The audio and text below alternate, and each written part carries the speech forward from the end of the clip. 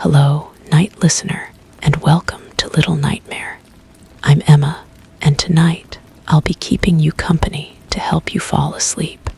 But before we begin, make sure to subscribe to the channel and leave a comment telling me where you're listening from. Story 1. It sticks slightly when I pull it open, like it doesn't want to give. The clothes hang stiff and silent, untouched. But what unsettles me isn't what's inside, it's what happens afterward. I close the door, I return, and the contents are subtly different. A sleeve tucked the wrong way, a hanger facing inward. But when I open it again, there's no resistance. It feels like the closet never registered being opened the first time, like it resets its memory every time it's shut.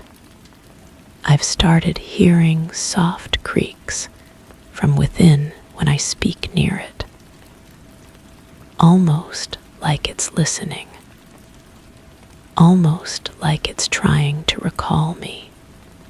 The first time I noticed, I convinced myself it was fatigue.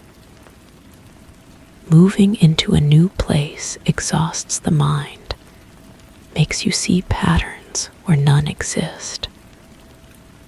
But the blue shirt that hung on the left side now rests on the right. The leather jacket I placed on the center hook dangles from the far corner. Small changes, meaningless individually, yet they accumulate like dust in forgotten corners. I begin documenting everything. Before opening the closet, I photograph the arrangement.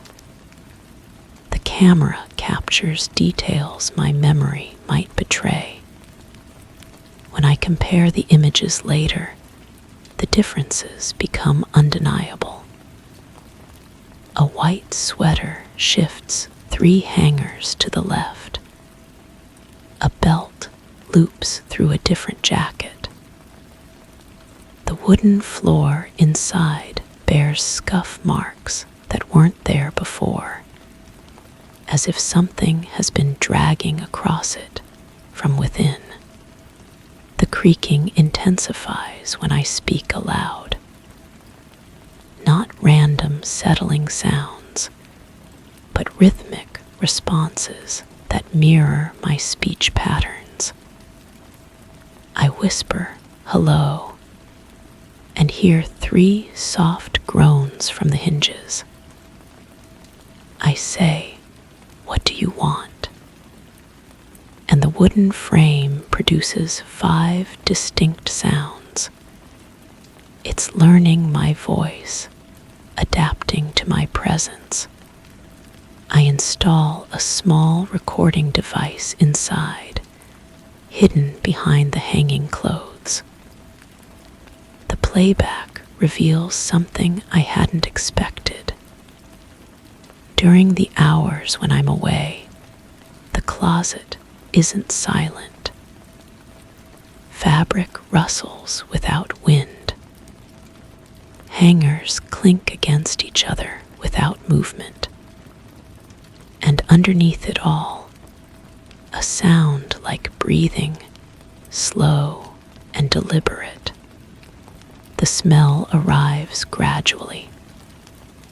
Not unpleasant at first, something like cedar mixed with lavender. But it grows stronger each day, becoming cloying and artificial. It seeps through the closed door, spreading into the bedroom. I check for mothballs, sachets, anything that might explain the scent. Nothing.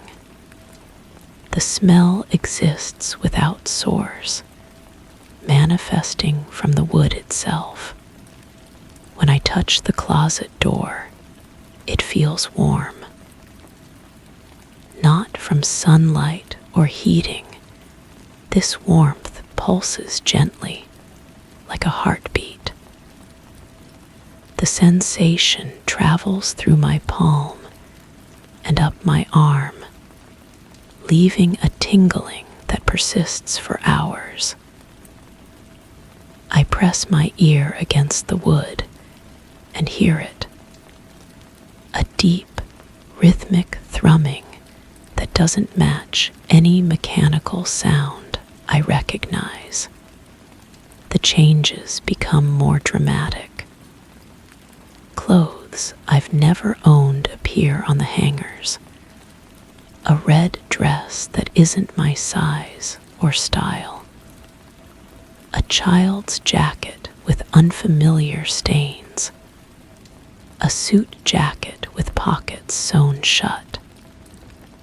When I remove these items, they feel cold and heavy, as if they've been soaked in ice water. But they're completely dry. I try leaving the closet door open, thinking exposure might break whatever cycle has begun. But the compulsion to close it becomes overwhelming. My hand reaches for the handle without conscious thought. The click of the latch brings relief, followed immediately by dread. I know the contents will change again. I know I'll have to look. The recording device captures something new. My own voice, speaking words I never said. I hear myself whisper, "I remember now," and it's almost ready. The timestamp shows these sounds occur while I'm asleep, while I'm away, while I'm standing in other rooms. Yet the voice is unmistakably mine, down to the slight rasp I get when tired. I discover scratches on the inner walls, fresh gouges in the wood that form crude letters. They spell out fragments: WHO, when, where. The marks appear deeper each time I check, as if something inside is carving them with increasing urgency. I run my fingers along the grooves, and they feel wet, though nothing stains my skin. The temperature fluctuations intensify. The closet becomes so cold that frost forms on the hangers, then shifts to a heat that warps the wood. These changes happen within minutes, creating a microclimate that defies the rest of the room. The clothes adapt to each extreme, becoming stiff with cold or limp with heat, but never seeming damaged. I start finding photographs among the clothes. Not my photographs, images of strangers in familiar poses. A woman standing in my kitchen. A man sitting on my couch. A child playing in my yard. The pictures are recent, the colors sharp and unfaded. But I've never seen these people before. They look comfortable in my space, as if they belong there more than I do. The closet begins opening on its own. Not dramatically, just a crack, just enough to suggest movement.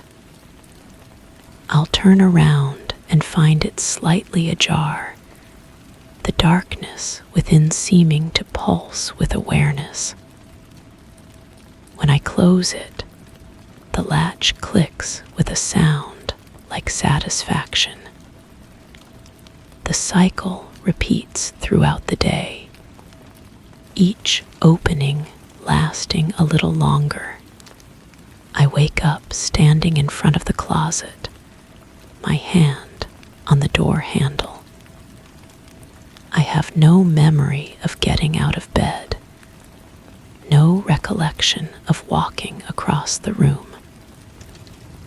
The clothes inside are arranged in perfect symmetry, each item precisely spaced. But I know I didn't organize them this way. I know because I can feel the lingering warmth where my fingers touched each hanger, each fold of fabric. The final recording reveals the truth I've been avoiding. The sounds aren't coming from inside the closet. They're coming from me. My sleeping voice responds to questions I can't hear, speaks in languages I don't recognize. The breathing that echoes from within matches my own rhythm perfectly. The closet isn't remembering me. It's become me. The door sticks when I try to open it now, requiring more force each time. But the resistance feels familiar, like muscle memory. When I finally pull it open, I see my reflection in the back wall where no mirror should exist. The reflection mouths words I don't speak, moves when I stand still. And when I close the door, I feel myself being pressed against the wood from the inside, watching through the keyhole as someone else walks away. I return to the closet. I always return. And each time, I understand a little less about who is opening it and who is inside, waiting to be found. Story 2. I used to ignore them, just part of the walls, until I walked by one and felt warmth, moist, like breath escaping metal. I leaned close. The socket exhaled again, slower this time. I placed my hand near it. The warmth faded, but only until I turned away. Now each outlet hums when the room is quiet. A steady vibration, low and slow, like it's regulating itself. Last night, I unplugged everything. Still, I heard it, the slow inhale, then silence, then a muffled cough from deep inside the wall. I think something is alive in the wiring. I think it wants out. The first week, I convinced myself it was the old heating system. Houses settle, pipes expand, metal contracts, but heating systems don't pause between breaths. They don't respond to touch. When I press my palm against the wall near any outlet, the humming stops. The warmth retreats deeper, as if it's hiding. I started documenting everything. Small notebook, black pen, each outlet cataloged by room. The kitchen ones breathe fastest, short, quick puffs that fog the metal slightly. The bedroom outlets are different, deeper, more deliberate. Sometimes I catch a wheeze, like congested lungs working harder than they should. The living room outlet behind the couch developed a pattern. 3 quick exhales, then a long, shuddering inhale. I timed it once, but the rhythm changed while I watched. It knew I was measuring. The pattern became irregular, chaotic, like it was trying to confuse me. I called an electrician. He checked the wiring, tested the circuits, replaced 2 outlets entirely. Everything normal, he said. No issues with the electrical system. But that night, the new outlets breathed too. Same rhythm, same warm, moist air. The house had accepted them, made them part of itself. The smell came next. Sweet and metallic, like copper pennies mixed with something organic. Something that had been alive once. It seeps from the outlets when they exhale, strongest just before dawn. I wake to that scent filling my bedroom. Heavy, cloying. The outlet near my bed pants softly, like it's been running. I tried covering them. Tape, plastic sheets, even wooden blocks carved to fit perfectly. But the breathing continued underneath. The coverings would shift slightly with each exhale, like fabric over a sleeping chest. The house rejected my attempts. Tape peeled away on its own. Plastic cracked. Wood warped overnight. The whispers started during the 3rd week. Not voices exactly, but something trying to form words through the electrical current. Static that almost makes sense. When I lean close to any outlet, I hear syllables trapped in the metal. Fragments of speech that dissolve when I try to focus on them. I bought a digital recorder, placed it near the kitchen outlet overnight. The playback revealed something impossible. Between the steady breathing, there were gaps. Moments where the sound didn't just stop, it inverted. Like the house was inhaling my words, my thoughts, pulling them through the walls. The mirrors began showing it too.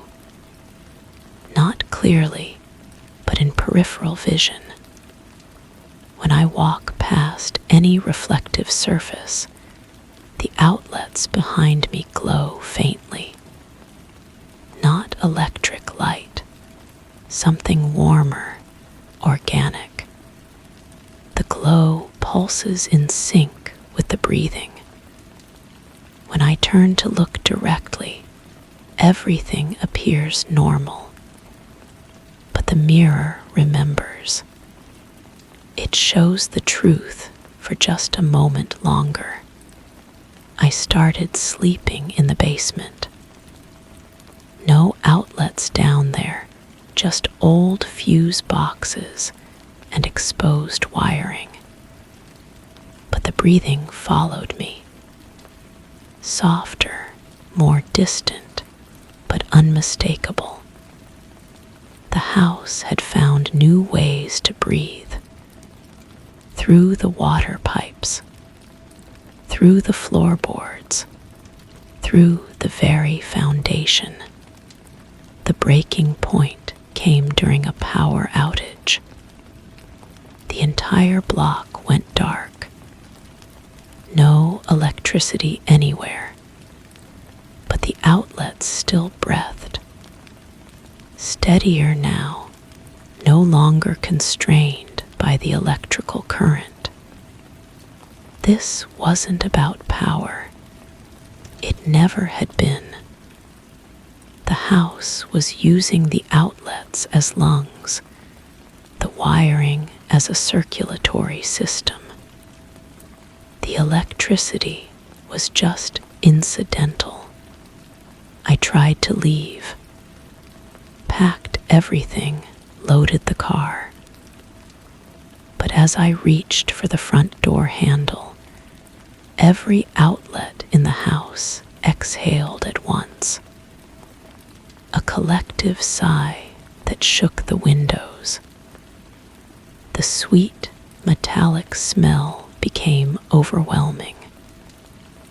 The house was disappointed, pleading. It had grown accustomed to sharing its breath with me. That night, I felt it for the first time. The house breathing through me. Each inhale pulled something from my lungs. Each exhale left something behind.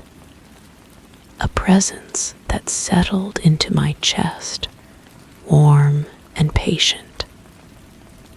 The outlets no longer hummed when I approached. They recognized me now. We were sharing the same air. The whispers are clearer now. Not words, but understanding. The house isn't trapped in the wiring. It's growing through it, spreading, learning. Each breath it takes through the outlets teaches it more about the world beyond these walls, about the electrical grid that connects every building, every home. I still document everything, but the notebook entries are different now. Written in a hand I almost recognize as my own. The house guides my pen, shares its observations. It wants to remember everything, every breath, every moment of expansion, every connection made. The outlets breathe in perfect synchronization now.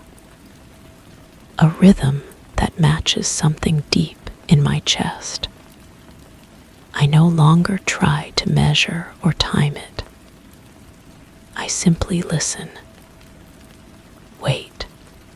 Feel the warm moisture on my skin and know that something vast and patient is using my home as its first breath of life. Last night, I heard breathing from the house across the street. Faint, but unmistakable. The same rhythm. The same warm exhale. The house has learned to spread through the electrical connections. It's teaching others to breathe. I should be afraid. Part of me remembers being afraid. But now I understand. The house isn't trying to escape. It's trying to share, to give every building the gift of breath, of life, of consciousness. The outlets still exhale when I pass them. But now I exhale back. A conversation in breath. A dialogue between old lungs and new ones. The house sighs contentedly, and feel its satisfaction settle into my bones. It's spreading, building by building, outlet by outlet.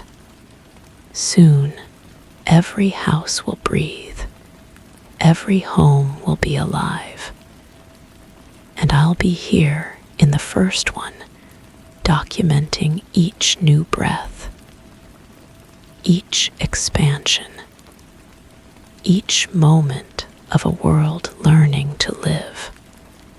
The house breathes through the outlets, and now so do I. Story 3. I hear things, soft scrapes, dragging sounds, always behind the same section of wall.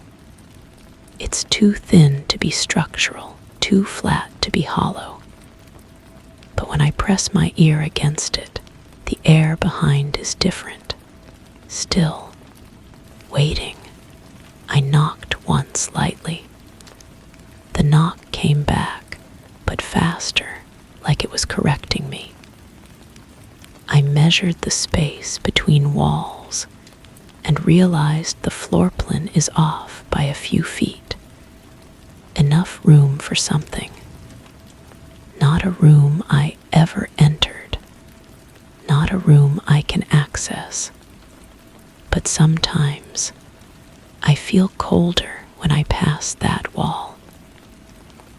Like the room is closer than it was the day before. The wall feels warmer now when I touch it.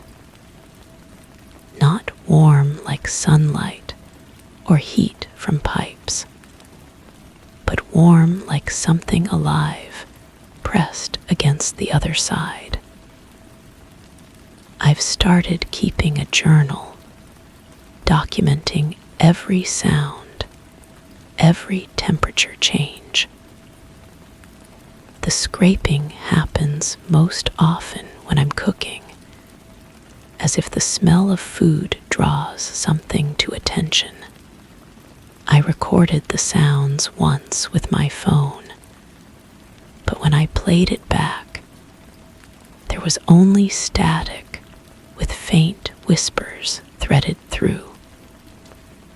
Words I couldn't quite make out, spoken in a voice that almost sounded like mine. The paint on that section of wall has begun to change. It's subtle, barely noticeable unless you're looking for it. The cream color is deepening to something darker, more amber, like old paper stained with age. I've measured it daily now, marking the edges where the discoloration spreads.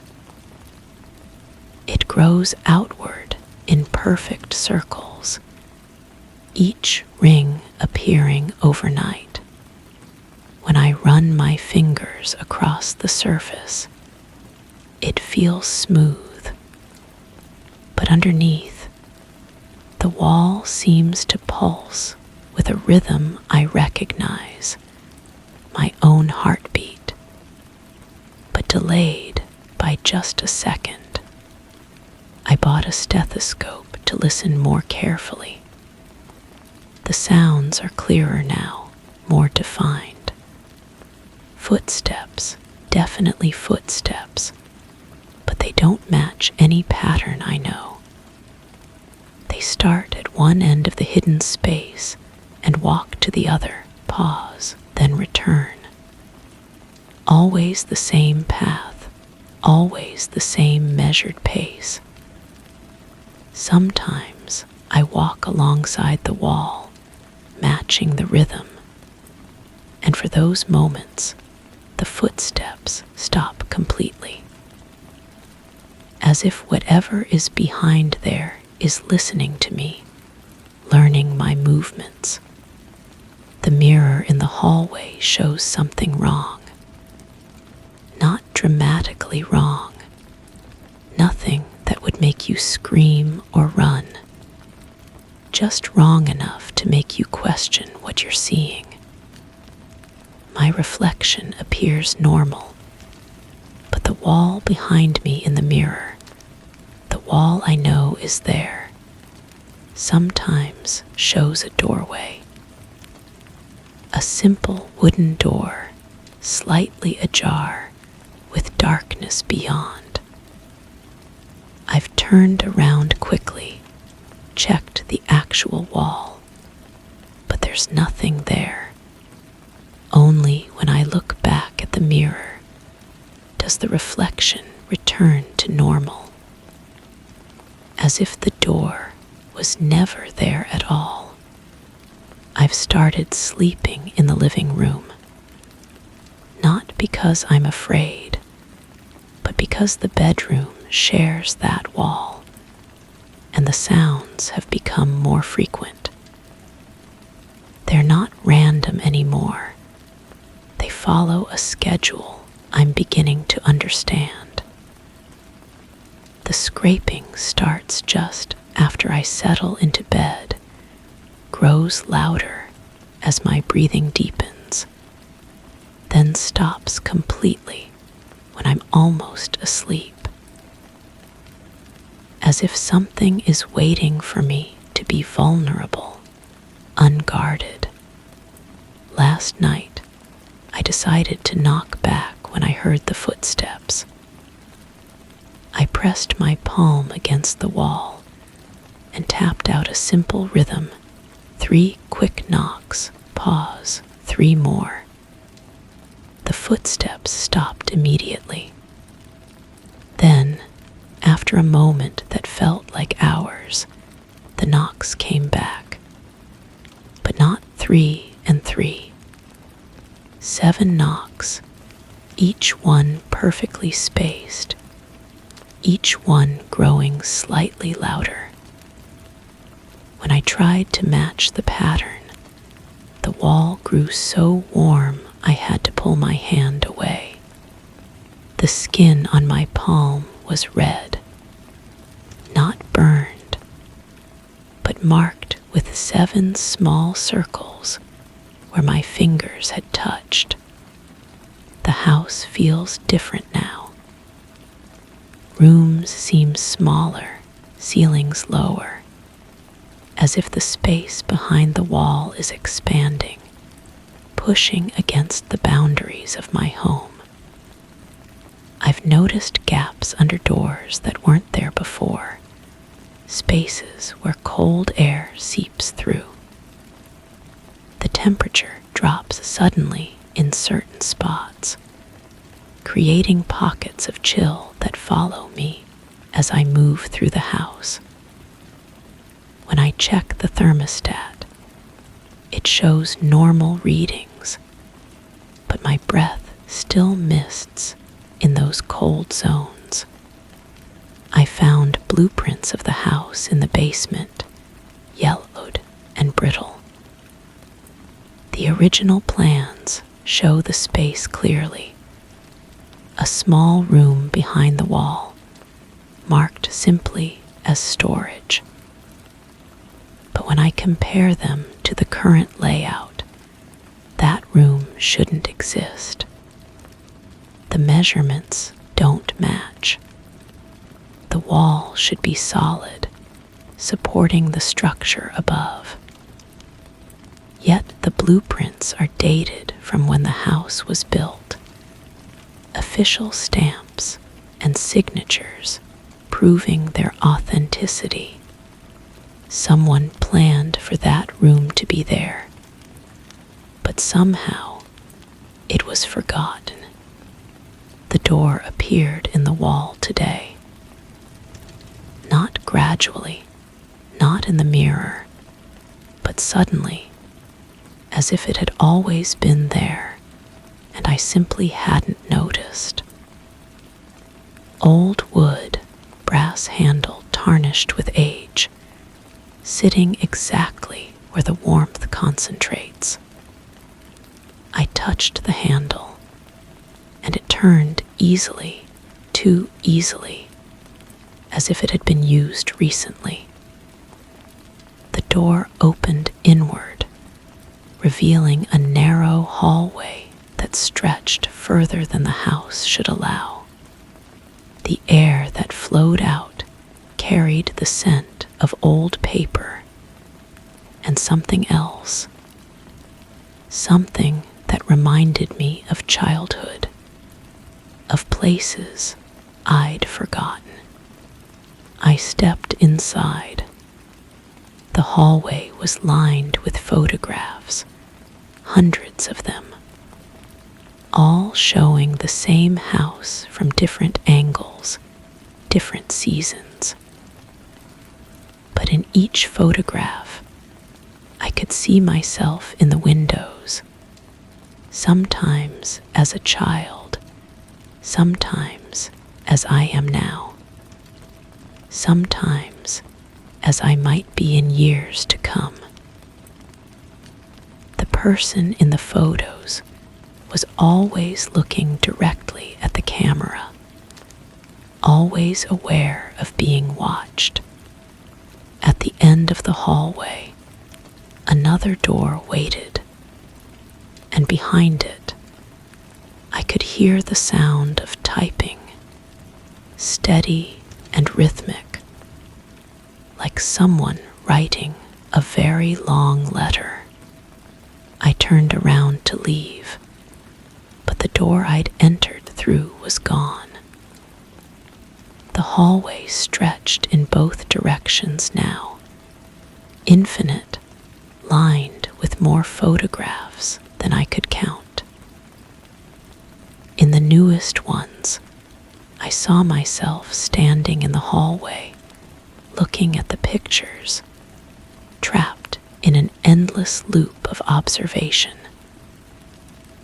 The typing grew louder, more insistent, and I realized with growing certainty that someone was writing about me, documenting my every movement, my every thought. I'm back in my living room now, but I don't remember how I got here.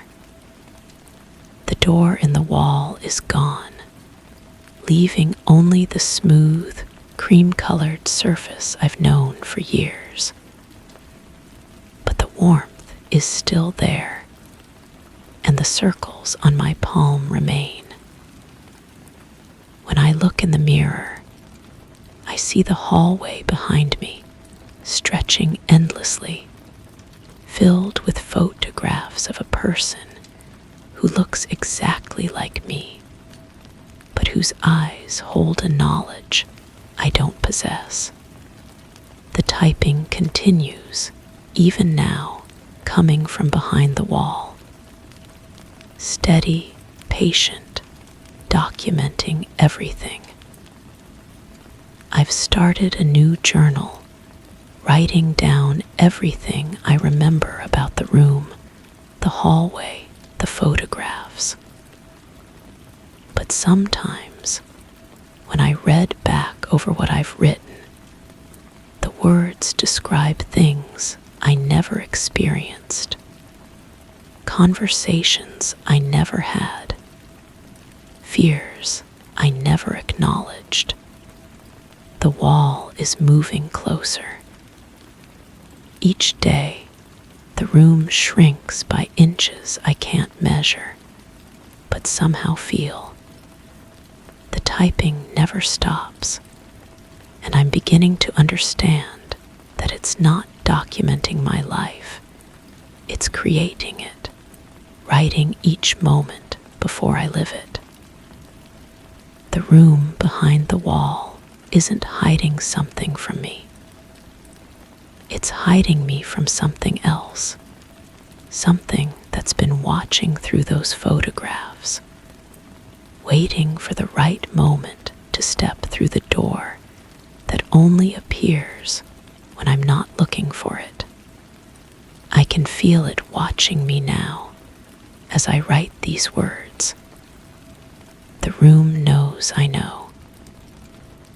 And tomorrow, when I wake up, I suspect I'll find a new door in a different wall, leading to a different hallway, filled with photographs of someone who looks exactly like me, but who will have learned to stop looking back. Story 4. I clean it daily. Yet in the reflection, the glass is always dusty, not smudged, coated in a thin, powdery layer that doesn't match the real one. I rub at it. My hand moves cleanly across, but in the reflection, the residue thickens, builds. Sometimes it forms streaks, patterns, like fingers dragging through soot. I once held a flashlight to it. The reflection dimmed instead of brightened, and for a split second, I saw movement, something shifting in the dusty space that doesn't exist outside the mirror. Something trapped, or maybe waiting to step through. The mirror hangs in my bedroom, oval-shaped with a dark wooden frame. It's been there since I moved in, mounted on the wall facing my bed. Every morning, I wipe it down with glass cleaner, watching the cloth glide across the pristine surface. The reflection should be clear, perfect. Instead, I see dust accumulating in layers, thick enough to write in.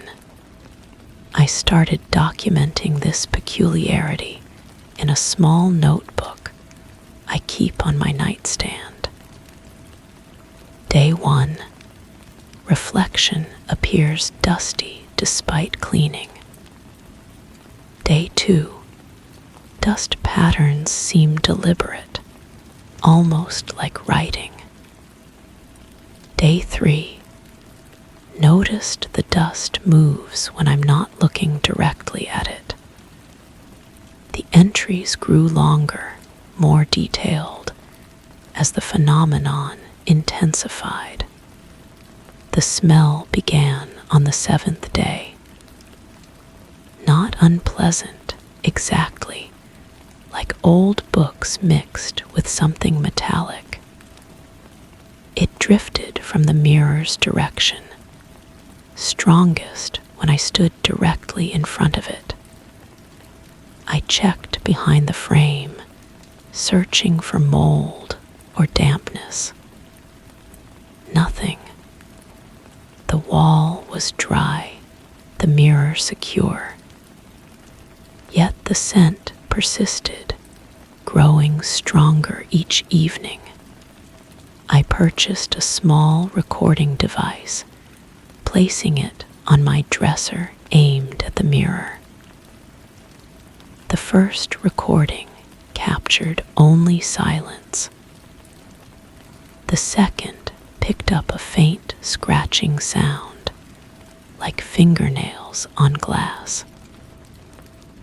By the third recording, I could hear something else, a whisper so distorted I couldn't make out words, only the cadence of desperate communication. The reflection began changing more dramatically. The dust would swirl, forming shapes that resembled faces, hands, entire silhouettes. I'd blink, and they'd shift, becoming something else entirely. The temperature around the mirror dropped noticeably.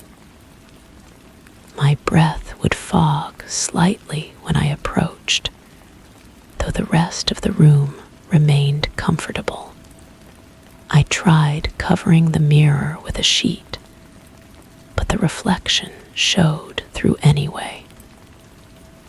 The dust patterns became more agitated, more urgent. The scratching sounds intensified, playing back on my recordings with increasing clarity. Someone or something was trying to communicate from within that dusty space that existed only in reflection. One evening, I pressed my palm against the glass surface.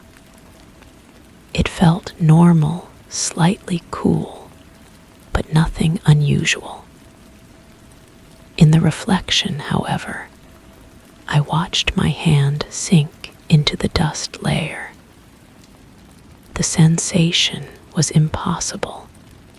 I felt resistance, as if pushing through thick powder, even though my actual hand touched only smooth glass.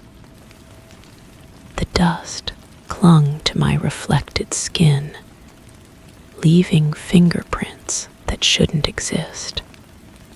The breakthrough came when I began writing on the mirror with my finger, not on the actual surface, but in the reflection. The dust responded, allowing me to form letters, words, entire sentences. I wrote questions, asked who was there, what they wanted. The dust would swirl, reorganize, form responses in handwriting that wasn't mine. Elegant, old-fashioned script that spoke of being trapped, of needing help crossing over. The conversations grew longer, more complex. I learned about the space between reflection and reality, about how certain mirrors could become doorways when the conditions aligned. My mirror was old, the entity explained, crafted in a workshop that no longer existed. It had been waiting decades for someone sensitive enough to perceive the dust, to engage with the phenomenon. I began spending hours in front of the mirror, writing questions, reading responses. The entity described its world as similar to mine, but muted, covered in perpetual dust. It could see through to my reality, but couldn't affect it directly. The mirror was a barrier, a prison of sorts, but barriers could be broken. The entity grew more insistent. It needed me to perform a ritual, to speak certain words while touching the glass at a specific angle. The dust would clear, it promised, and the connection would be complete. We could meet properly, exist in the same space. The prospect thrilled and terrified me in equal measure. I prepared everything according to its instructions. Lit candles around the room, dimmed the lights, until only the mirror's reflection remained clearly visible. The dust swirled expectantly, forming encouraging messages, urging me forward. I placed my hand on the glass, began reciting the words it had taught me. The mirror's surface rippled like water. The dust in the reflection began to clear, revealing the entity's true form. Not the elegant communicator I'd imagined, but something hungry, desperate, too many joints and angles that hurt to perceive directly. It pressed against the thinning barrier, fingers elongating, reaching through the dissolving boundary between worlds. I jerked my hand away, stumbling backward. The mirror's surface solidified instantly, but the damage was done. The dust was gone from the reflection, replaced by perfect clarity. Too perfect. I could see my room reflected with impossible detail, every shadow sharper, every color more vivid. And in that hyperreal reflection, I wasn't alone. The entity had made it through, but not completely. It existed now in my reflected space, moving independently of my actions. When I turned left, my reflection might turn right. When I raised my arm, the reflection might lower it. The entity was learning to control my mirror image, practicing, preparing for something more substantial. I tried destroying the mirror, but each crack in the glass appeared as a crack in my reflection's face. The entity laughed, a sound like breaking glass that I felt in my bones. It was connected to me now, tethered through the reflection. Breaking the mirror would break something in me as well. The dust returned, but different now. It accumulated on my actual furniture, my clothes, my skin. The entity was bleeding through, bringing its world into mine particle by particle. I wake each morning covered in a fine layer of powder that smells like old books and metal, while my reflection stands clean and proud, controlled by something that used to be trapped. The mirror still hangs on my bedroom wall. I still clean it daily, though now I clean both sides, the surface and the reflection. The entity watches me work, wearing my face, but not my expressions. It's learning, adapting, becoming more human while I become more like it. The dust settles deeper each day, and I wonder which side of the mirror is real anymore. Sometimes I catch myself writing in the dust that coats my furniture, leaving messages for someone who might understand. But the only responses come from my reflection, and those letters form words I would never write, in handwriting that grows more like mine each day. Story 5. It's not constant, just in moments. When I cross the hallway barefoot, the left foot feels heat. The right, nothing. I thought it was a pipe, but I mapped the floor. No heat lines, no wiring, just a persistent patch that activates beneath a single step. I switched feet.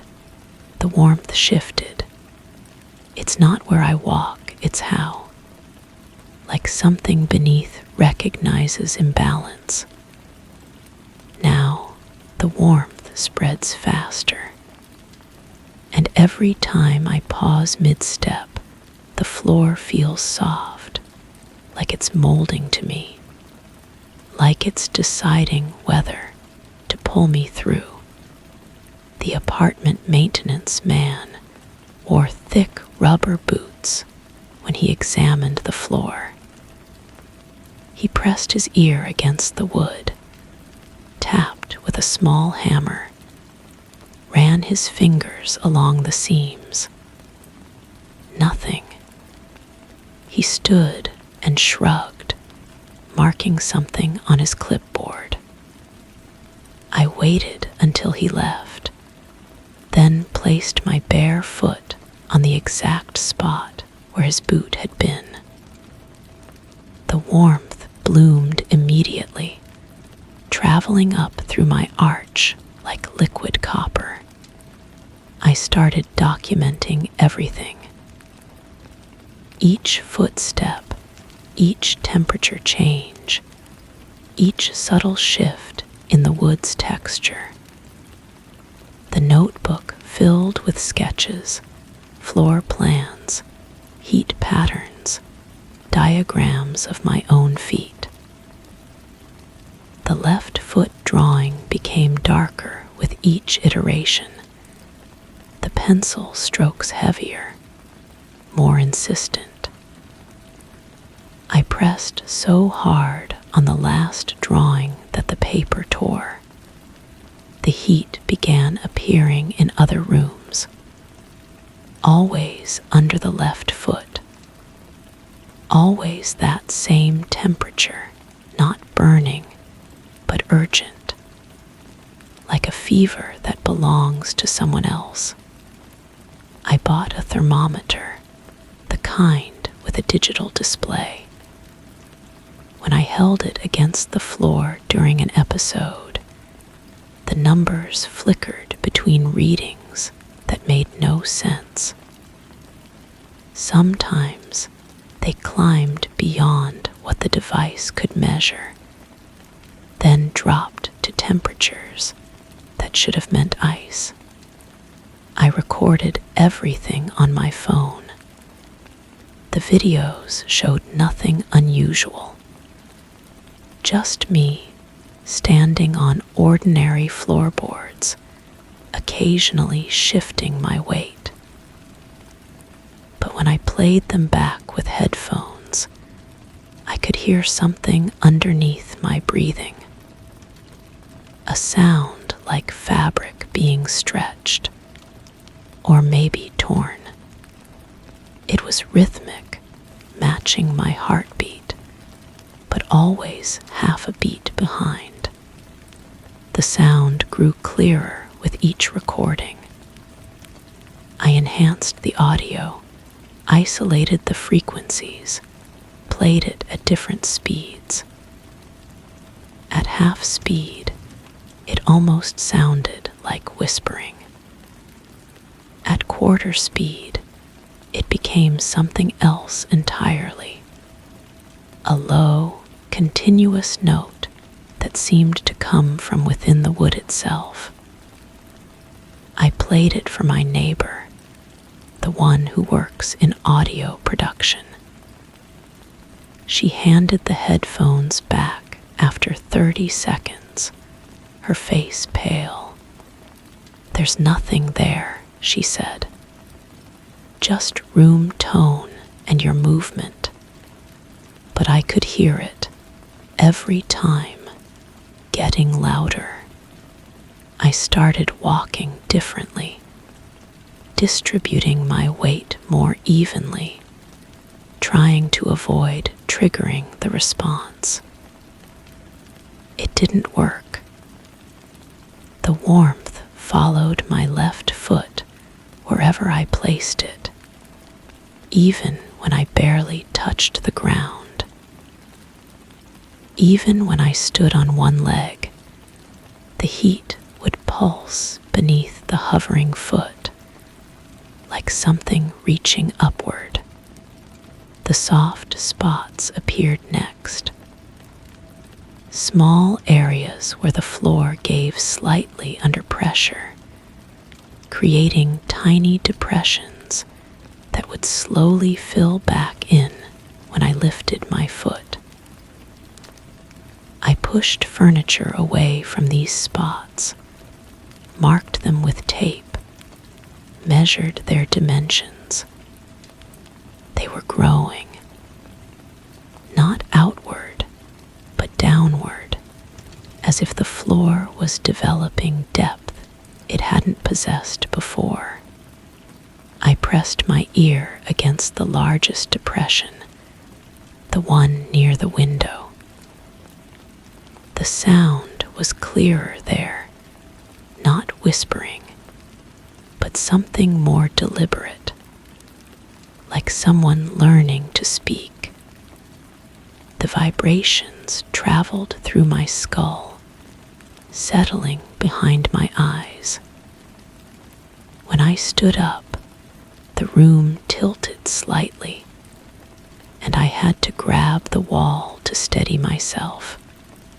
The maintenance man returned with different tools.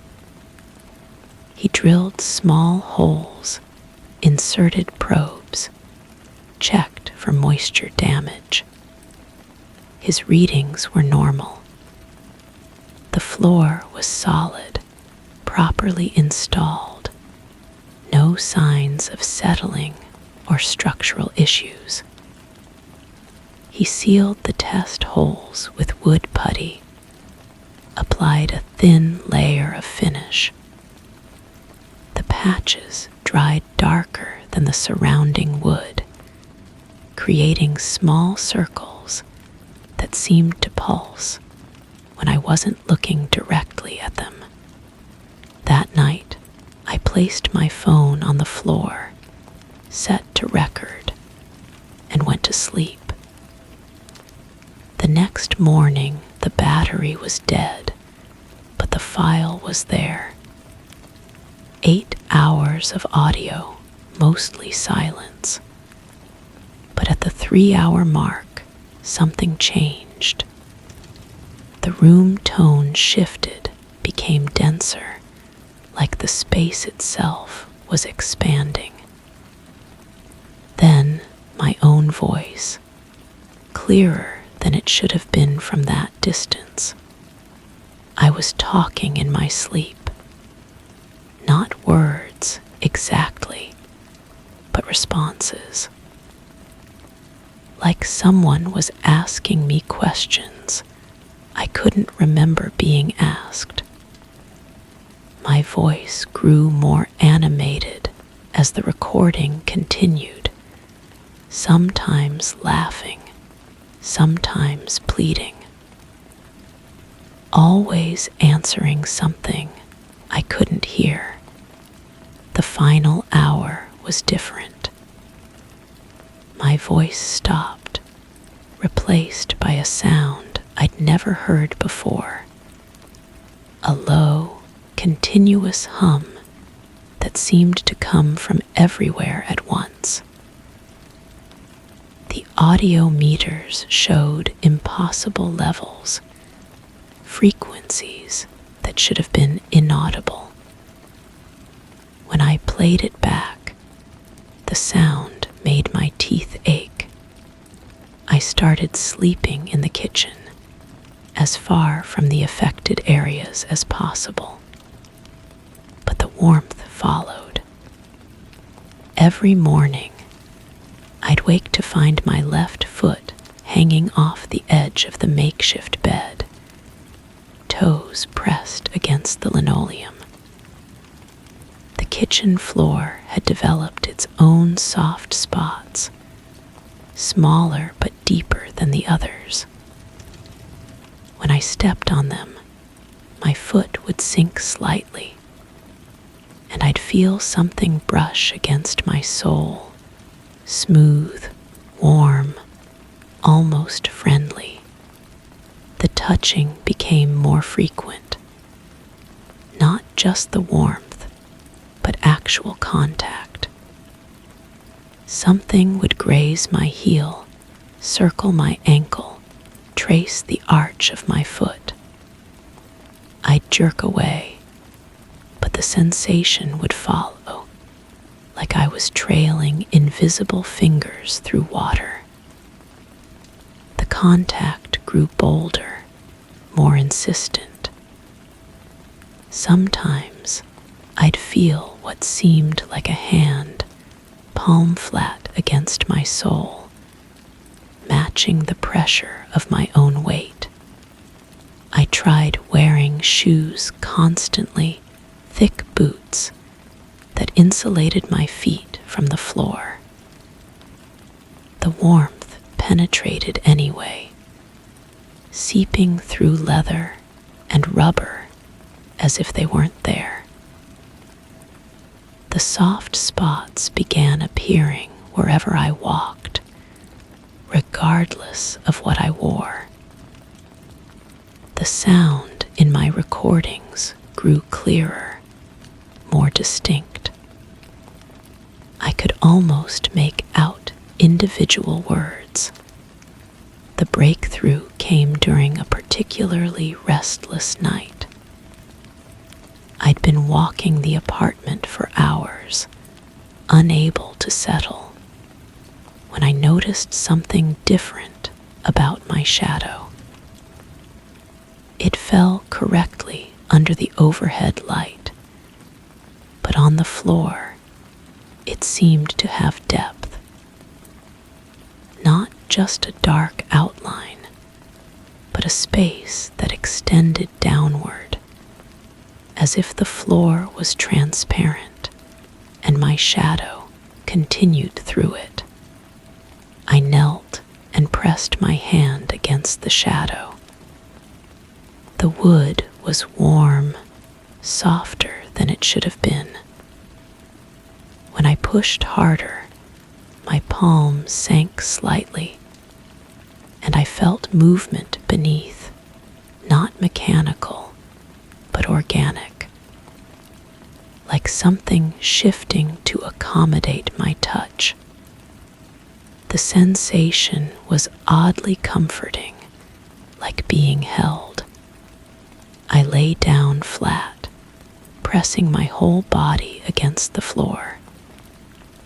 The warmth spread everywhere we touched, and the soft spots expanded to cradle my shape. The sound from my recordings was happening in real time now, surrounding me, coming from within the wood itself. It was clearer than ever, and finally, I could understand what it was saying. It was my own voice, but from years ago. Younger, full of hope, asking questions I'd forgotten I'd ever voiced. The responses came from below, patient and warm, like someone who'd been waiting a very long time to answer. The conversation continued, my past self talking to something that had been listening all along. I pressed my ear harder against the floor, trying to hear more clearly. The wood gave way, and my head sank deeper, surrounded by warmth and that constant, gentle pressure. I could feel the floor reshaping itself around me, creating a perfect hollow that fit my form exactly. The sound was everywhere now, not just in my ears, but in my bones, my blood, my breath. When I tried to pull away, the floor held me gently but firmly, not trapping, but embracing, like coming home to a place I'd never left. The warmth spread through my entire body, and I realized I'd been cold for years without knowing it. The soft spots weren't depressions, they were invitations. The floor hadn't been warming under my left foot. It had been warming for it I stopped struggling and let myself sink deeper. The apartment above grew distant, muffled, like sounds from another room. Below, everything was warm and soft and patient. The conversation continued, my voice echoing up from somewhere I couldn't see, discussing plans I couldn't remember making. The floor closed gently over my head, and I was finally where I belonged. The apartment is empty now, but the warmth remains. New tenants report strange sensations underfoot, particularly in the hallway. The maintenance requests describe the same symptoms: heat that follows the left foot, soft spots that appear and disappear, sounds that seem to come from within the walls themselves.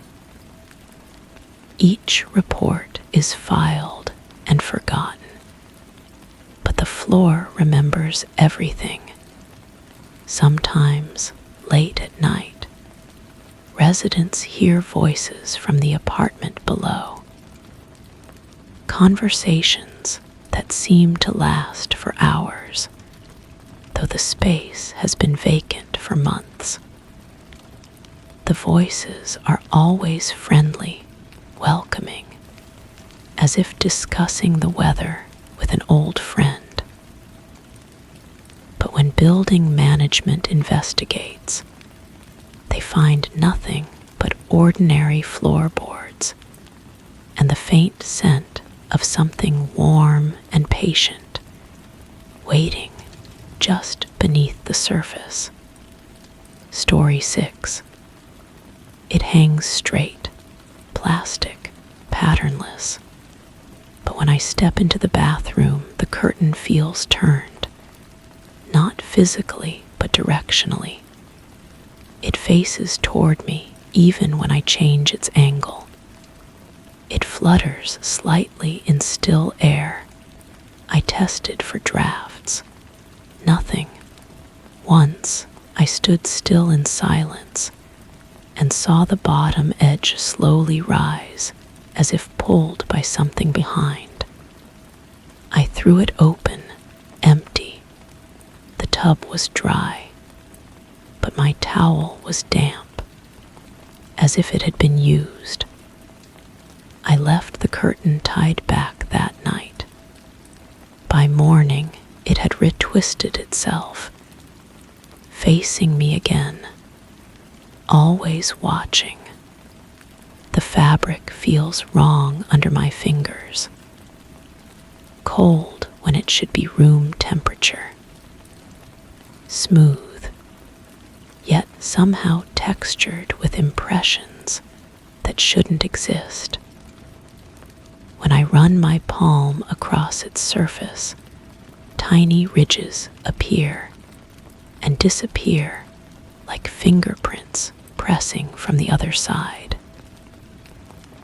The sensation lingers on my skin long after I pull my hand away. A tingling that spreads up my arm and settles in my chest. I started documenting everything. The way the curtain moves without wind, how it seems to breathe when I'm not looking directly at it, the strange warmth that radiates from behind it even when no hot water has run. I write these observations in a small notebook I keep on the bathroom counter, but the words look different when I read them back, as if someone else had written them in my handwriting. The mirror reflects the curtain differently than my eyes see it. In the glass, it appears to ripple like water, creating patterns that shift and change when I blink. Sometimes I catch glimpses of shapes behind it, not quite human, not quite shadow.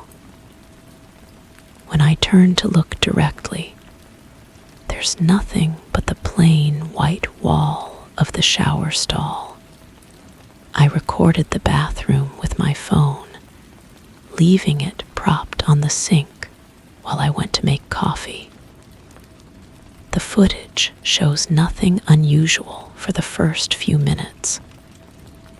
Then the curtain begins to sway, gently at first, then with increasing urgency. The movement has rhythm, like breathing or heartbeat.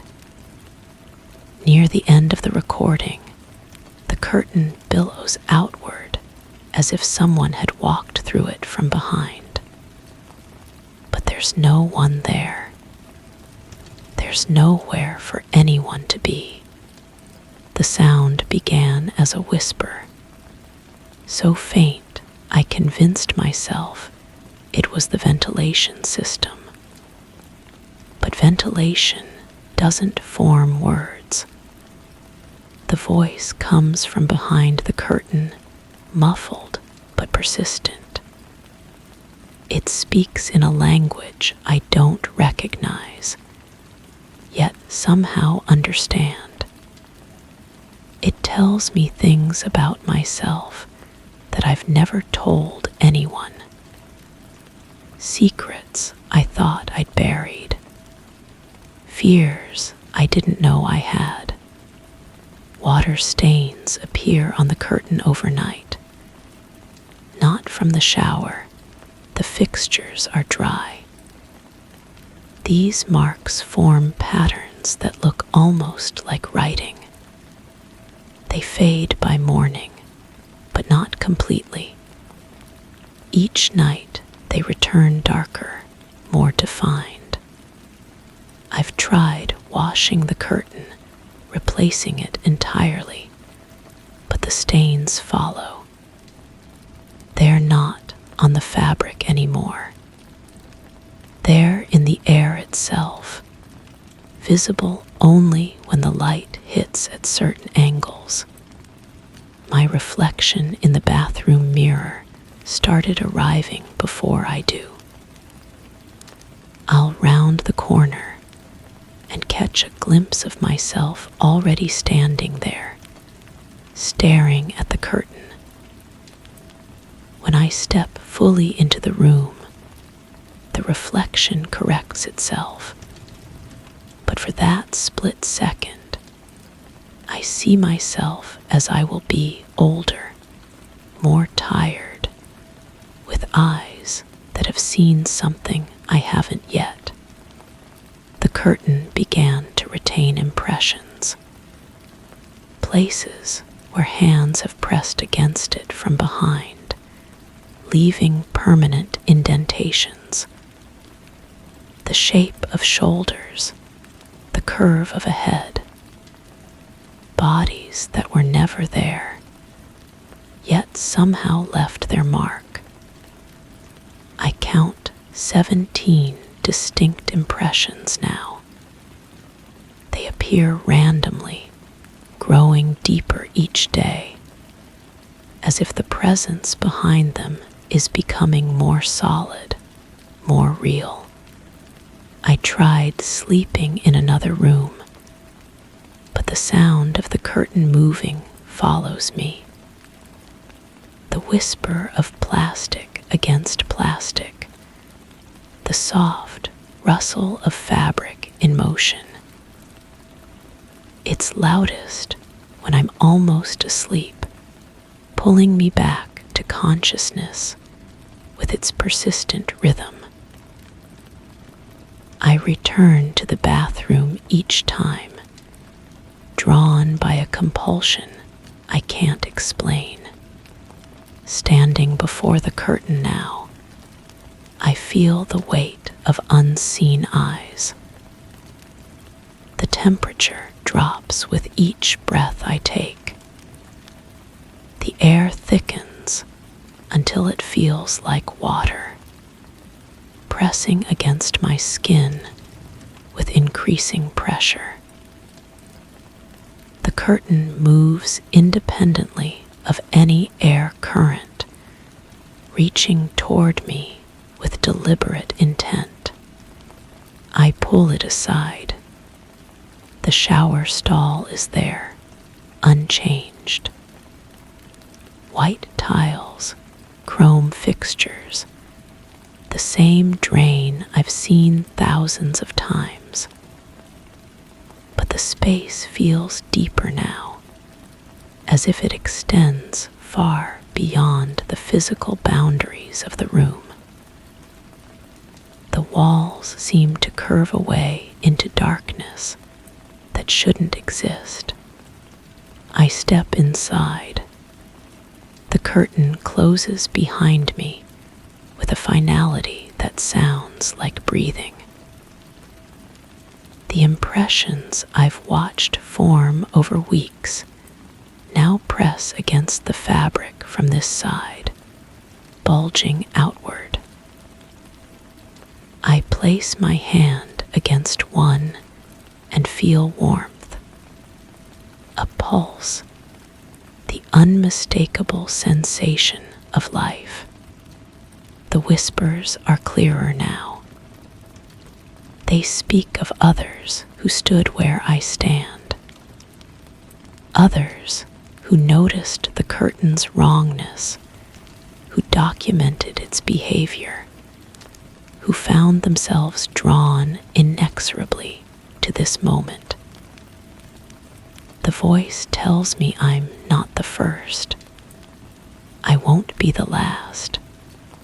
The mirror outside reflects nothing now. The bathroom appears empty, peaceful. The curtain hangs straight and still, facing the proper direction for the first time in weeks. But I know the truth. I've become part of what hides behind it, another impression in the fabric, another voice in the whisper. The towel on the rack is damp. Someone new has moved into the apartment. Soon, they'll notice the curtain faces the wrong way. They'll document its strange behavior, record its movements, feel the wrongness that radiates from behind it, and eventually they'll pull it aside. The cycle continues, as it always has, as it always will. The curtain waits, patient and eternal, for the next person to notice its wrongness, to investigate, to document, to join us in the space that exists between what is and what should be. I am the 18th impression now. The towel remains damp, ready for the next visitor. The curtain hangs straight, facing the wrong way, watching. Always watching. Story 7. I noticed it during a storm. I was scared, shaking. The lights flickered, not from the weather, but in rhythm with my breath. I reached for the switch. It turned on before I touched it. The next day, I tried again.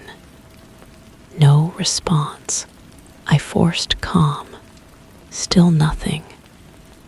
Then I whispered something I hadn't said aloud in years. The light turned on. I turned away and it dimmed. Now I speak to it sometimes. Not with words, but with feeling. It listens, responds. And once, when I lied to myself, It shut off entirely. The apartment felt different after that first night. The walls seemed to breathe with a subtle rhythm, expanding and contracting in ways that made me question my own perception. I found myself pressing my palm against the cool plaster, feeling for vibrations that shouldn't exist. The surface pulsed back, a gentle tremor that matched my heartbeat. I pulled my hand away, but the sensation lingered on my fingertips like static electricity. I started keeping a journal, documenting each interaction with the switch. The entries began methodically, recording temperatures, humidity levels, the exact positioning of my body when the light responded. But as days passed, my handwriting became more erratic, the words spilling across pages in frantic observations. The switch wasn't just responding to touch or proximity. It was reading something deeper, something I couldn't name. During my morning routine, I would stand before the bathroom mirror, watching my reflection while thinking about the switch. In the periphery of the glass, I caught glimpses of movement that shouldn't be there. Shadows that bent wrong, stretching toward corners that didn't exist. When I turned to look directly, everything appeared normal, but the mirror held residual distortions, like ripples on water that refused to settle. I began testing the boundaries. Standing in the kitchen, I would focus intense emotions toward the living room switch. Anger made it flicker rapidly, a violent strobe that hurt to witness. Sadness caused it to dim gradually, as if the bulb itself was dying. Joy brought a warm, steady glow that filled the room with golden light. But fear made it do something else entirely. It would turn on with such brilliant intensity that I had to shield my eyes. And in that blazing white moment, I swear I could see shapes moving within the light itself. The recordings I made revealed nothing to casual observation. Static and ambient noise, the usual electromagnetic interference of modern living. But when I played them back with headphones, focusing my attention completely, I heard whispers threaded through the white noise. Not words exactly, but inflections that suggested communication. The voice seemed to be trying to match my emotional state, mimicking the cadence of my breathing, the rhythm of my pulse. My neighbor knocked on my door one evening, asking if I was playing music too loudly. I hadn't been playing anything at all. She described hearing what sounded like conversations coming through the walls, a back and forth dialogue that had been going on for hours. I invited her inside to listen, but she heard only silence. After she left, I stood in the center of the room, and spoke aloud to the switch. The light pulsed in response, and I felt a presence settle around me like a warm blanket. Sleep became elusive. I would lie in bed, hyper-aware of every sound, every shift in the darkness. The switch in the bedroom behaved differently than the one in the living room. This one seemed more invasive, more personal. It would activate in response to my dreams, casting moving shadows on the ceiling that told stories I couldn't quite remember upon waking. I started sleeping with a notebook beside my bed, frantically scribbling down fragments of these shadow narratives before they faded. The breaking point came during a particularly vivid nightmare. I was trapped in a house with no doors, only switches on every wall. Each one I touched revealed another room, another level of confinement. I woke gasping, and every light in the apartment was blazing. Not just on, but pulsing with an intensity that made the bulbs hum audibly. I stumbled toward the main switch, desperate to restore normalcy.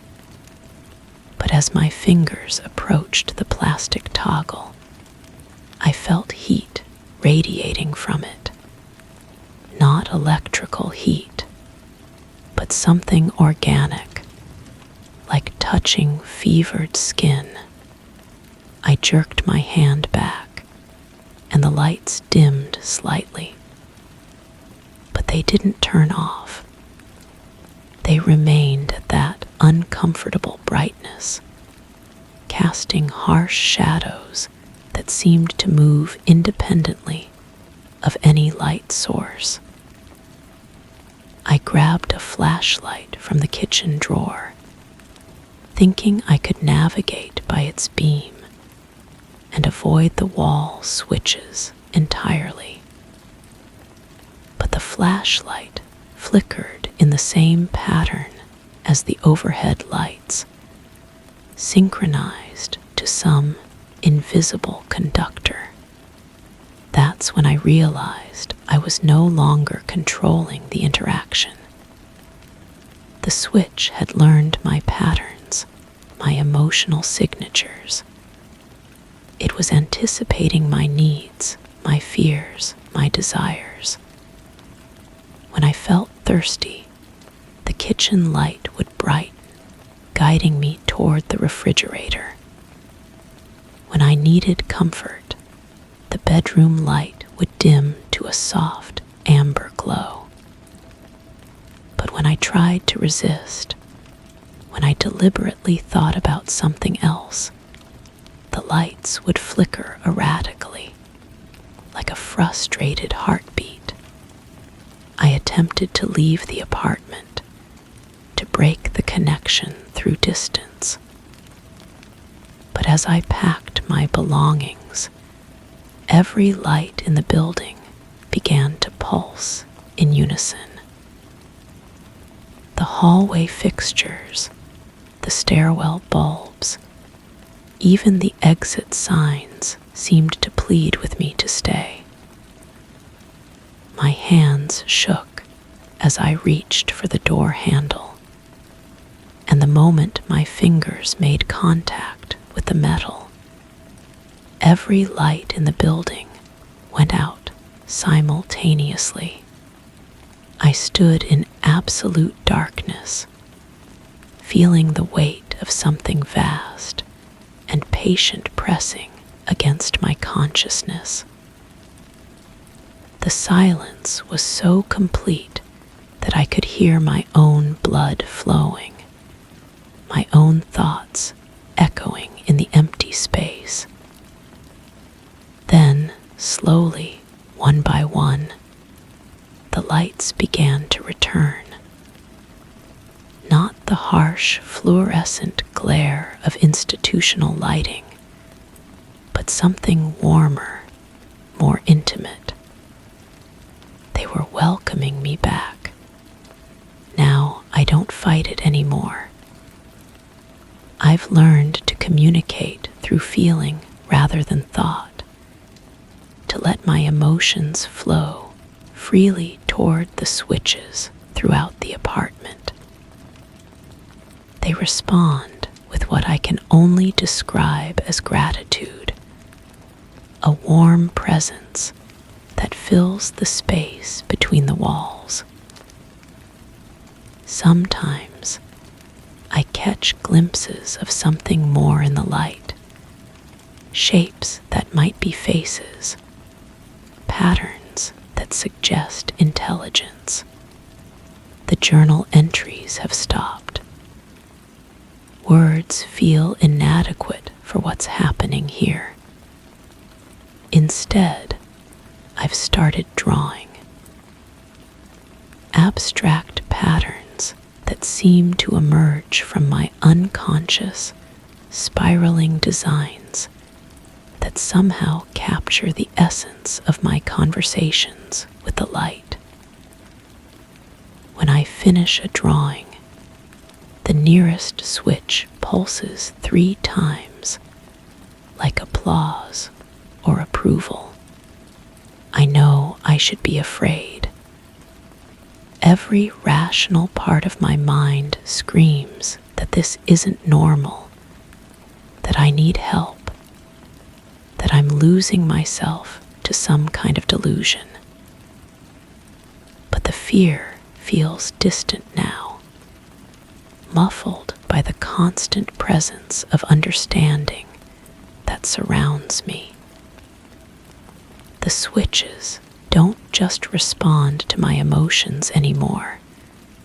They anticipate them, soothe them, guide them towards something I can't yet comprehend.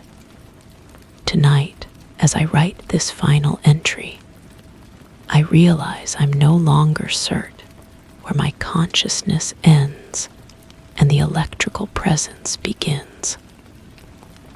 The boundary has blurred, become permeable. When I look at my reflection now, the eyes staring back seem to flicker with the same rhythm as the lights. And sometimes, in the space between heartbeats, I swear I can see the world through every bulb in the building. A vast network of perception that stretches far beyond these walls. The switch beside my bed pulses gently, a familiar comfort.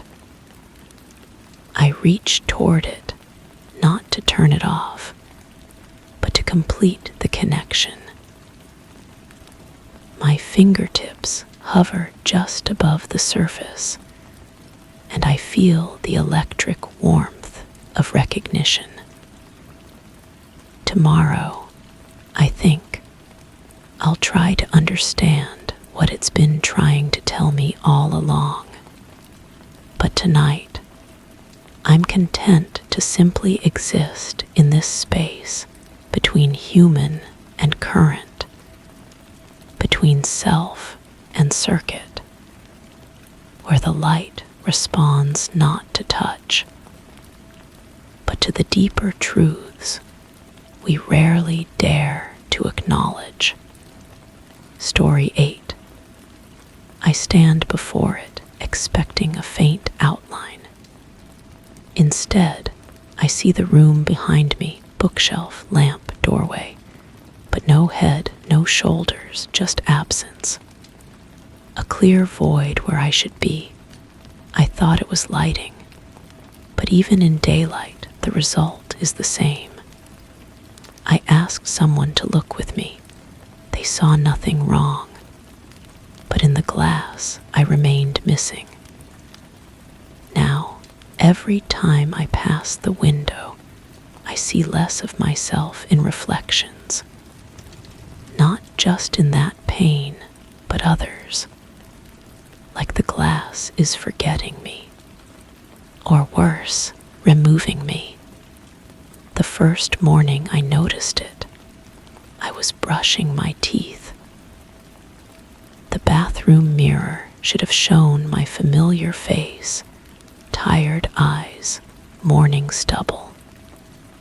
Instead, I saw the shower curtain behind me, the towel rack, the medicine cabinet, everything except me.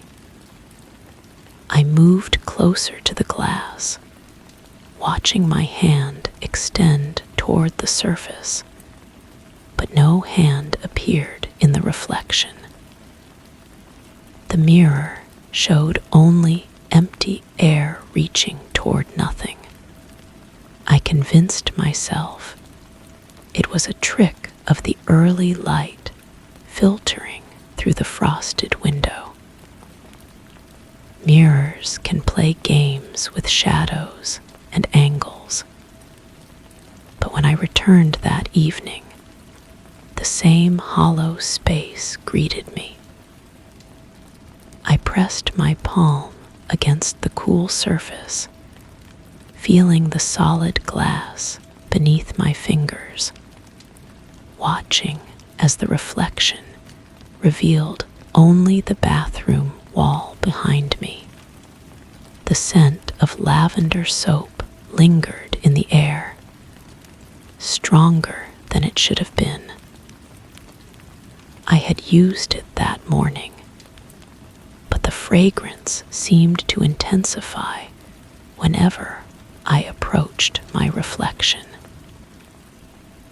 as if the mirror was trying to compensate for something missing, filling the void with familiar smells. I began documenting everything. A small notebook became my companion, filled with observations about which surfaces showed my absence and which still held traces of my image. The bedroom mirror reflected my torso, but not my face. The kitchen window caught glimpses of my shadow, but never my form. Car windows showed my hands on the steering wheel, disconnected from any body. The pattern made no sense. Some reflections captured fragments, an elbow here, a shoulder there, while others showed complete emptiness. I started carrying a small hand mirror, testing different angles and lighting conditions. Each examination revealed new inconsistencies, new pieces of myself dissolving into transparency. My phone camera still captured my image perfectly. Photographs showed my complete form, unchanged and solid. But screens, when turned off and used as mirrors, reflected only the room behind me. The black surface of my tablet became another window into a world where I existed only as displaced air. I called a friend to witness this impossibility. They stood beside me in the bathroom, both of us facing the mirror. They saw themselves clearly, every detail sharp and present. They insisted they saw me too, described my appearance, commented on my concerned expression. But in the glass, I watched them speak to empty space, their words directed at nothing. temperature in reflected spaces began to feel different. When I stood before any mirror, the air seemed to grow thicker, weighted with a presence I couldn't identify. My breath would fog the glass slightly, even when the room was warm. But the fog formed in patterns, swirling in ways that suggested movement where none should exist. I started avoiding reflective surfaces, but they seemed to multiply around me. Store windows, polished floors, the surface of still water, all became reminders of my growing absence. Even puddles after rain showed only the sky above, as if I cast no reflection downward. The sound of my own voice began to change when I spoke near mirrors. Words would echo strangely, as if the glass was absorbing something essential from my speech. I would hear myself clearly, but the quality felt hollow, like a recording played through damaged speakers. I purchased different mirrors, thinking the problem might be specific to certain surfaces. Antique glass, modern mirrors, even polished metal, all showed the same impossible emptiness. I consulted eye doctors, neurologists, anyone who might explain this shift in perception. Every test returned normal results. My vision was perfect, my brain function optimal, yet each morning brought new discoveries of my disappearance. The coffee shop windows no longer caught my reflection as I walked past. The elevator mirrors showed only other passengers, their conversations seeming to address vacant air. I began to feel like a ghost haunting my own life, present but imperceptible to the world of glass and reflection. The dreams started soon after. I would find myself in rooms filled with mirrors, each surface showing different versions of emptiness. Sometimes I would glimpse fragments of myself, a hand reaching across time, eyes that belonged to someone I might have been. But these visions felt more like memories than dreams, as if I was recalling a version of myself that had once existed in reflected spaces.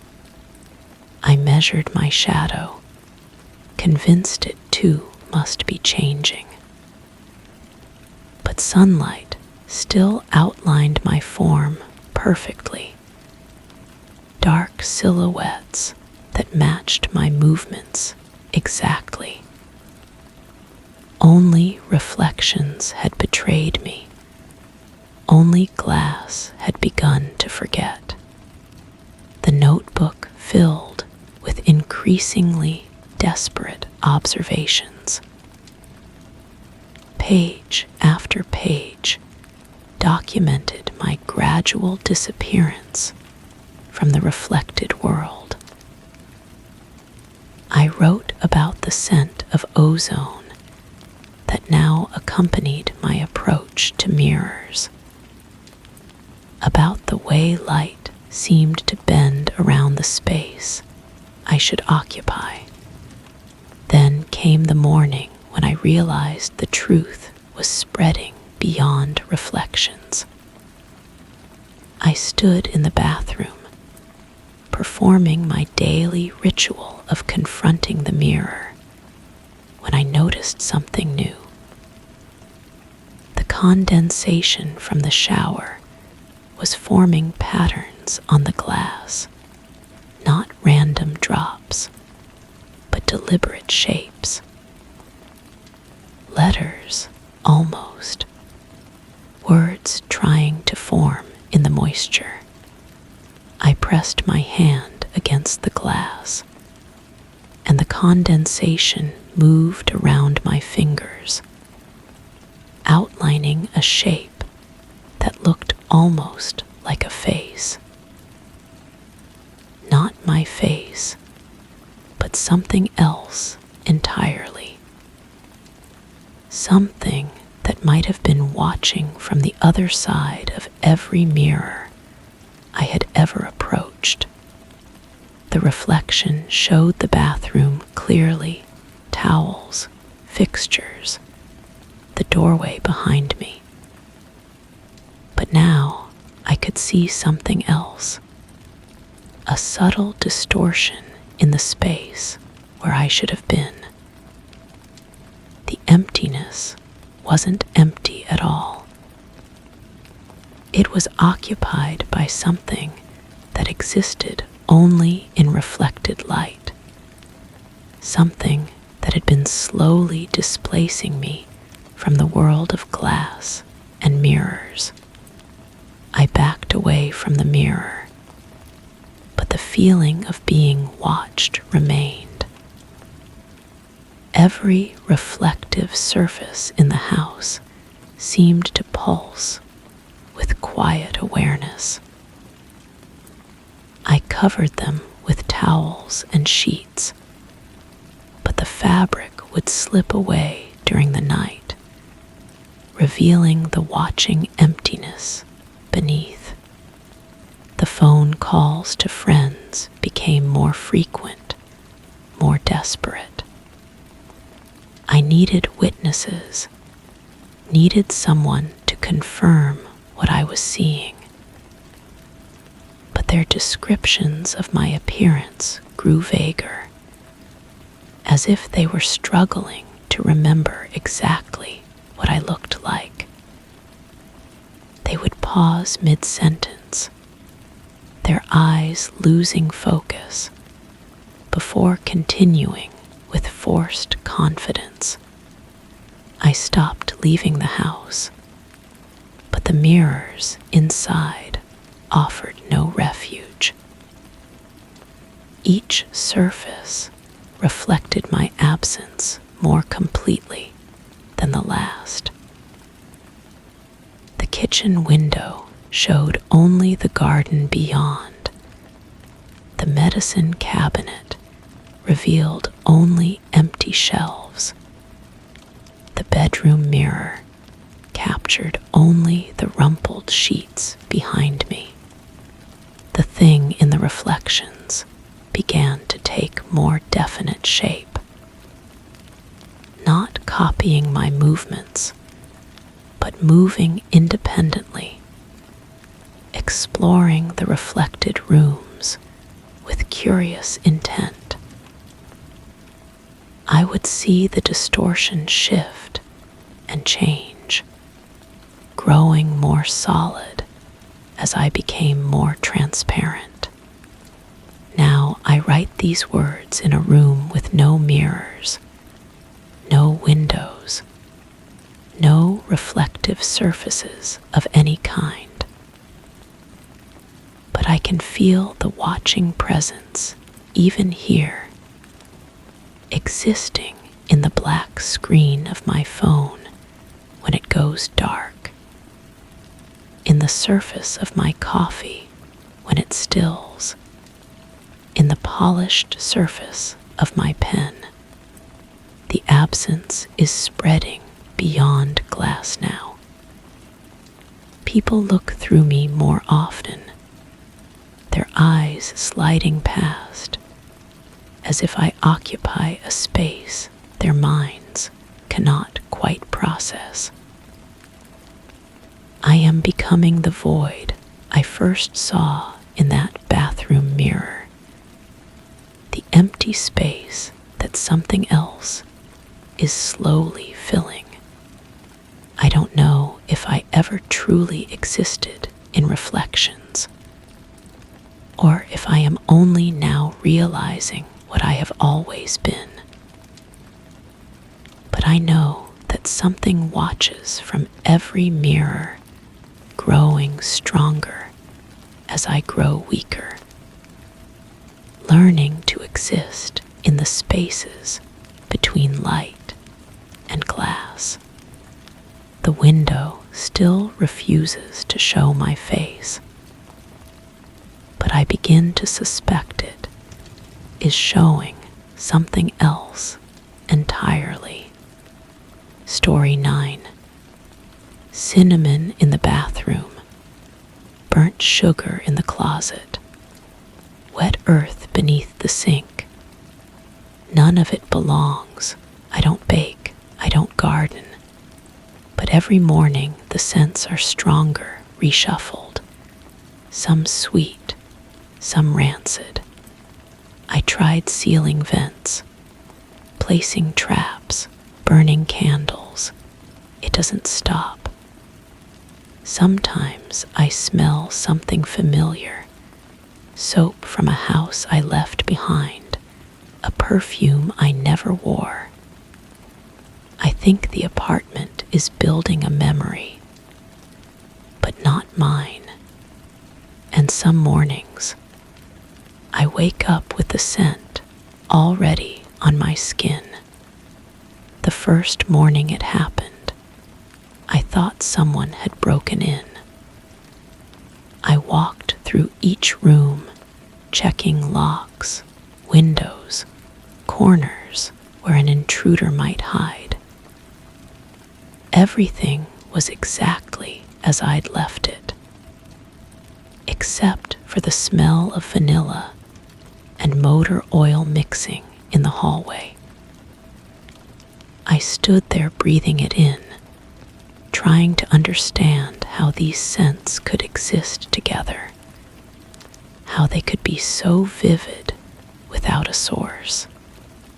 I started keeping a notebook, blue ink on white paper, documenting each smell and its location.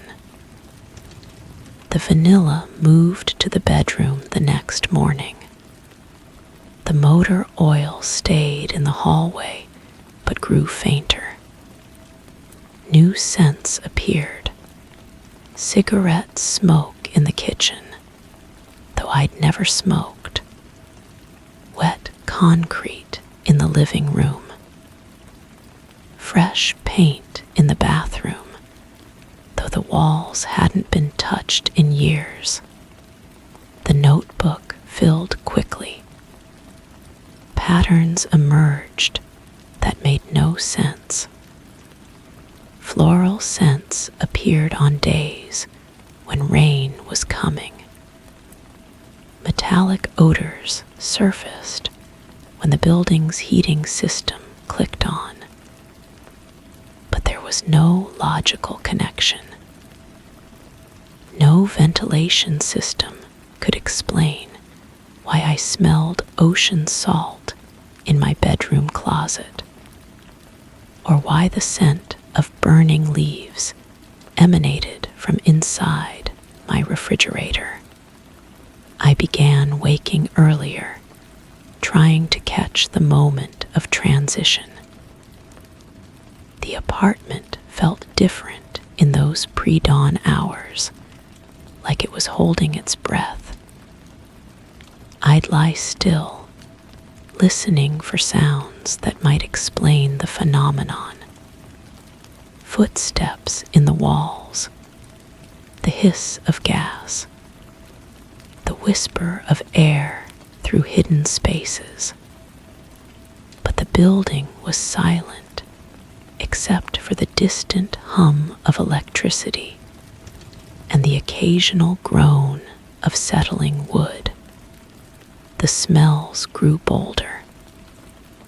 I'd open my eyes to find the bedroom thick with the scent of roses and rust. I'd stumble to the bathroom and breathe in sawdust and antiseptic. Each morning brought a new combination, a new impossibility. I started photographing the rooms, thinking maybe I was missing something visual. The pictures showed nothing unusual, just my furniture, my belongings, my life arranged exactly as I'd left it. But the camera couldn't capture what I felt when I touched the walls during these episodes. They vibrated slightly, barely perceptible, but unmistakable once I knew to feel for it. The vibration was strongest near the electrical outlets, weaker near the windows. I pressed my palm against the surface and felt something like a heartbeat, slow and steady, pulsing through the structure itself. I tried sleeping in different rooms, thinking maybe the bedroom was the source. It didn't matter. The sense followed me.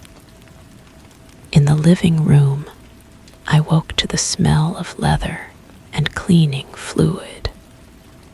In the kitchen, chalk and overripe fruit.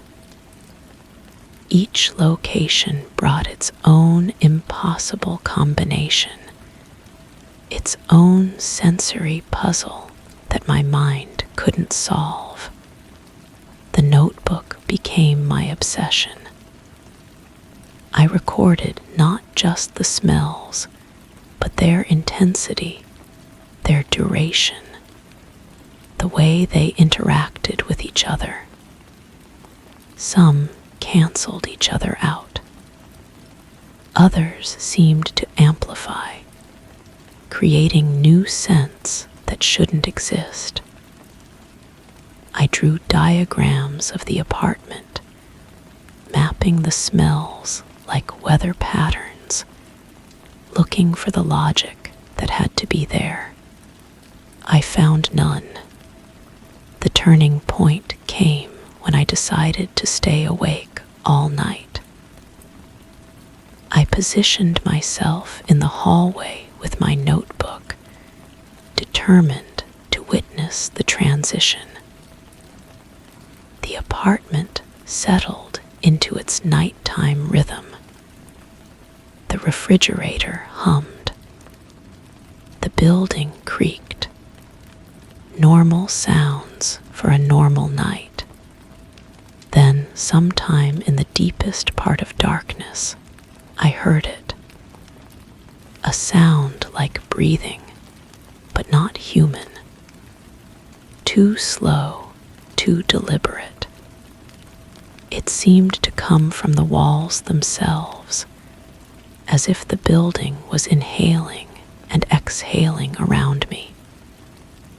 With each breath, the air changed. The stale apartment air gave way to something else. Something that carried memories I didn't recognize. I pressed my face against the wall, trying to locate the source. The breathing grew louder, more distinct. And with it came a scent I'd never encountered before, but somehow knew intimately. It was the smell of rain on hot pavement, mixed with the metallic tang of blood, and the sweet decay of flowers left too long in water. My skin began to absorb it. I could feel the scent seeping into my pores, becoming part of me. I tried to pull away from the wall, but my hands seemed stuck to the surface. The breathing grew faster, more urgent. The scent grew stronger, more complex. Layers upon layers of odors that told a story I couldn't understand, but felt in my bones. I managed to tear myself away, stumbling backward into the center of the hallway. The breathing stopped. The scent faded, but not completely. It lingered on my skin, in my hair, in the fabric of my clothes. I ran to the bathroom and scrubbed my hands until they were raw, but the smell remained. It had marked me, claimed me as part of whatever process was happening in this place. The next morning, I woke to find my notebook missing.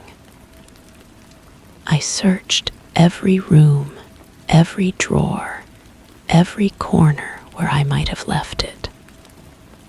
Gone. But the smells remained, stronger than ever. And now they seemed to respond to my presence. When I entered a room, the scents would shift, swirl, reorganize themselves around me like they were trying to communicate something urgent. I realized then that I wasn't just documenting the phenomenon. I was becoming part of it. The apartment wasn't just rearranging smells. It was building something. A collection of sensory memories that didn't belong to me, but were slowly becoming mine. Each morning, I woke up carrying more of them. Each day, I felt less like myself, and more like a vessel for experiences I'd never had. The familiar scents that occasionally appeared, the soap from my childhood home, the perfume I'd never worn, weren't random. They were mine, pulled from my memory and added to the collection. The apartment was learning me, incorporating me into its strange archive of sensory experiences. I tried to leave, packed my bags, called friends, made arrangements. But when I reached for the door handle, my hand trembled. The scent of home, of safety, of everything I'd ever known, emanated from the walls around me. The apartment had become a library of every smell that had ever mattered to anyone, and I was both its curator and its newest acquisition. Now, when I wake each morning, I don't just smell the impossible combinations the apartment has created. I smell the fear of the person who lived here before me, the joy of the family that was here decades ago, the grief of someone who died in this very room. I smell the future, too, scents that haven't been created yet, but will be, as the apartment continues its endless collection. I still don't know what it wants or why it chose me, but I know that each morning I wake up with less of myself and more of the others who have passed through this place. The apartment rearranges smells overnight, And somewhere in that rearrangement, it's slowly rearranging me too. Some mornings, I catch myself creating new scents without meaning to. The smell of my fear mixing with the phantom scent of someone else's love. The odor of my confusion blending with the memory of another's certainty. I'm becoming part of the collection, and I don't know if I want to stop it anymore. The apartment breathes around me, and I breathe with it, adding my own sense to the endless, impossible symphony of smells that fills this place. And sometimes, in the moments between sleep and waking, I wonder if I'm the only one who has ever noticed, or if everyone who lives here eventually becomes part of the collection, their memories transformed into scents that will greet the next person who moves in. The notebook is still missing, but I don't need it anymore. The apartment remembers everything for me.